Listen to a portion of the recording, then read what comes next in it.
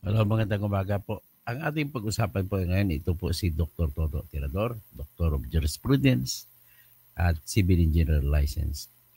At ang ating pag-usapan po ay tungkol to sa yung desisyon ng Regional Trial Court ng Muntinlupa patungkol po sa kaso ni Leila de Lima. Maalala nyo, ang Court of Appeals ay binaliktad nila yung desisyon ng pag-acquit o pag-absuelto kay Leila de Lima doon sa Muntinlupa Regional Trial Court na kung saan ay sinabi ni Justice Eleuterio Bathan ng Court of Appeals na nag-abuso ng kapangyarihan ang artisi ng Muntinlupa nung tahasang sinabi nito na absuelto na si Leila de Lima ng dahil lamang sa testimonya ng pagbaliktad ni Rafael Ragos. Kasi dati, kung hindi pa bumaliktad si Rafael Ragos, siya po ay tumistigo na siya ay nagbibigay ng pera sa kay De Lima mula sa mga drug lord sa loob ng Bilibid. Ngayon, nung malapit na matapos yung paglilitis, ay bumaliktad si Rafael Ragos. Sinabi niya na ngayon na hindi totoo yun. Binaliktad niya. So ngayon, pag sabi niya, pagbaliktad niya na hindi totoo, ang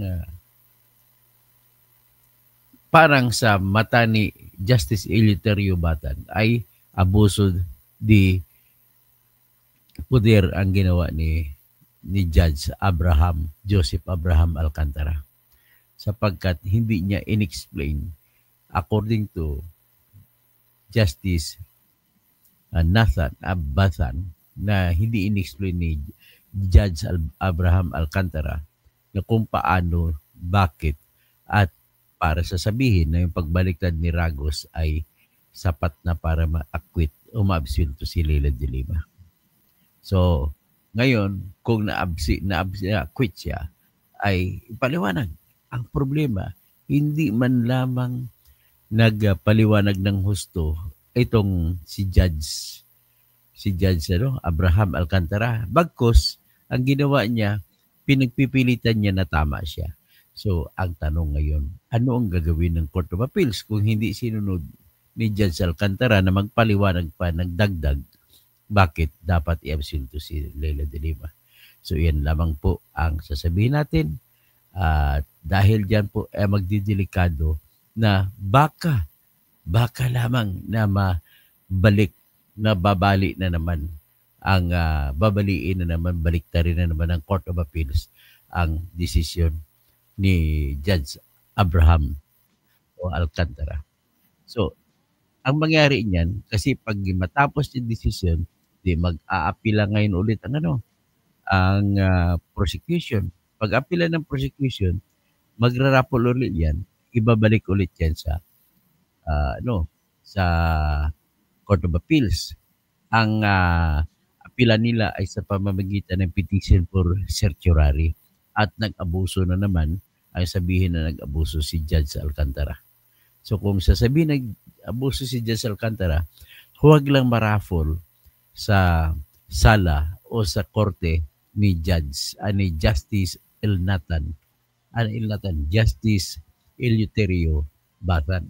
Kasi kung doon may isa may iraraffle yan, naku, uulitin lang yan. Kumbaga, ang mangyari po ay parang contempt ang ginawa ni Judge Abraham Alcantara.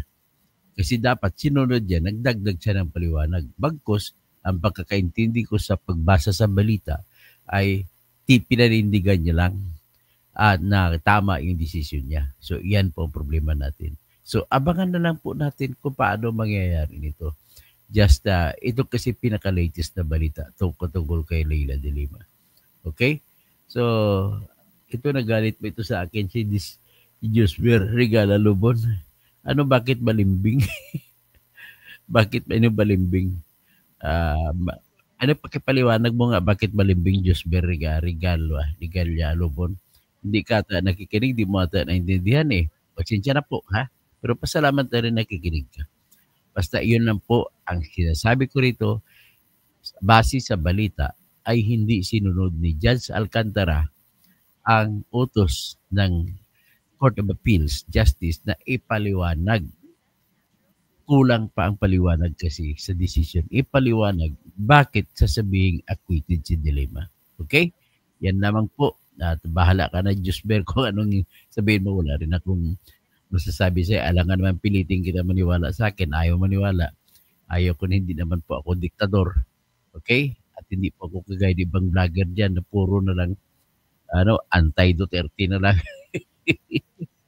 Ay nako, kahit na wala ng rason, anti-Duterte pa rin. Kahit na yung katotohanan ay iba, anti-Duterte pa rin. Kagaya sa kay Josberry Gallalubon, gusto niya anti-Duterte lagi. Ay kung ang batas pumapabor sa Duterte, galit na galit siya. Ganun lang po kasimple yan. Ang katotohanan po ay katotohanan pagbasihan natin.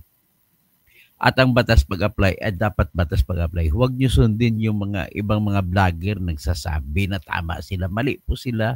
Pasensya ka ng Diyos, Bera. Mali po talaga sila. Unang-una, dito sa punto na lang, balikan ko lang kunti yung kay Sara.